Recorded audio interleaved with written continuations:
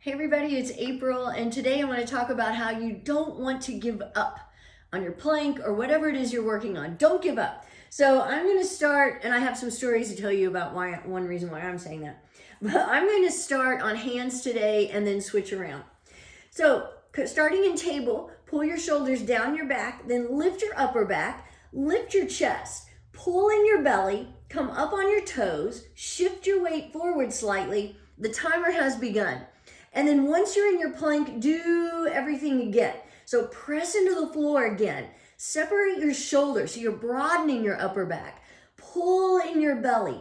Tighten up your glutes. Press your heels back. So everything is activated. I felt a bit of an adjustment when I did that, and that's a good thing. I mean, I'm talking about a good adjustment. I feel everything in my spine moving and lengthening, and that's what you're wanting. So we're already at 32 seconds. If this is your longest hold today, kudos to you. If you need to come down on your knees, hopefully you have your own stopwatch going, and you can come down on your knees and then stop the stopwatch and then start it again when you come back up again, because I know you will. You're going to come back up.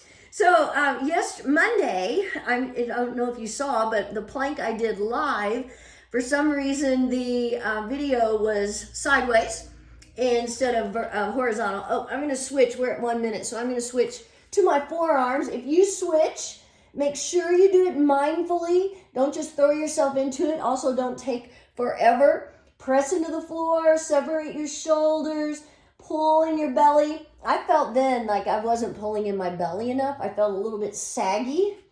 If you feel anything in your lower back, that means you're doing something wrong. Either you don't have your abs engaged enough, you're not tightening up your glutes, but it's usually something you need to change with your plank. So anyway, Monday the video was vertical instead of horizontal, and that was kind of goofy. And yesterday I decided, well, to avoid that, I'm going to pre-record my plank. So I set it up, did my plank. I got to 4:30 and I look over and I can't see myself on the screen anymore. So I'm going, 2 minutes. So I'm going to switch back to plank on my hands, and I'm going to lift a leg. I know if I really wanted to make it challenging, I'd also extend an arm forward. Whoops, but I'm not going to do that right now. Different time. We'll do that at a different time. Anyway, the screen went off, but I continued planking. I went ahead and finished just in case there was something going on. And there was something going on in that I had set up the camera. Apparently, 2:30, I'm switching legs. Apparently, I turned on the camera when I was setting it up, and when I started planking, I turned it off.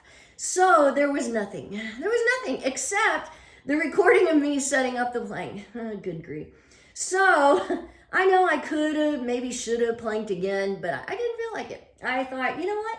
This is just how this seems to be going. So I gave up. I admit it. I admit defeat. I gave up. Oh, we're at 3 minutes, so I'm going to do forearm plank. So if you want to do forearm plank, stack your feet if you can. You might have your top foot in front of you. Stay lifted out of your bottom shoulder. Reach your upper arm to the sky. I cannot see my stopwatch. And really stay lifted and engaged. If you have to bring your bottom knee down, you can, but make sure you keep everything lifted. I think it's a little harder with forearm plank. And we're at 3:30, so I'm switching sides. I think side plank goes so fast. And lift and lift and lift. So you're really working your obliques here. Stay lifted out of that bottom arm. So anyway, I decided today I'm not giving up. I'm trying again. Hopefully you'll be seeing this plank. I'm going to post it, assuming it records. I see the red light on, so I think we're okay. Good heavens, it makes me shake my head. But it also makes me want to point out, 4 minutes, I'm coming back to my forearms. That's how I'm going to finish today. Pressing into the floor, separating my shoulders. That you don't want to give up. I didn't give up on doing my planks, and you shouldn't either. And let's say you get to 1 minute and you just can't hold any longer. Don't give up. Maybe that's what you're going to hold. Maybe that's going to be your plank. That's okay. It's still better than what you were doing before you started. Or if 2 minutes or 2.5 minutes is the most you can hold, that's still great. That's still doing a good, strong plank. You don't have to work up to 5 minutes.